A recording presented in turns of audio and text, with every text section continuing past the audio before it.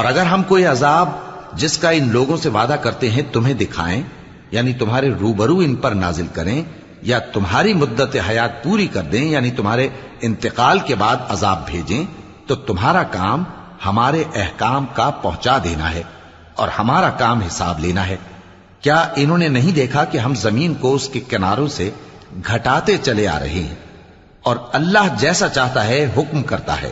کوئی اس کے حکم کا رد کرنے والا نہیں، اور وہ جلد حساب لینے والا ہے۔ جو لوگ ان سے پہلے تھے وہ بھی بہتیری تدبیریں کرتے رہے ہیں، سو تدبیر تو سب اللہ ہی کی ہوتی ہے۔ ہر شخص جو کچھ کر رہا ہے اللہ اسے جانتا ہے،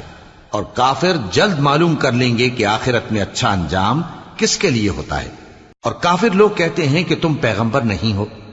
کہہ دو کہ میرے اور تمہارے درمیان اللہ اور وہ شخص جس کے پاس کتاب آسمانی کا علم ہے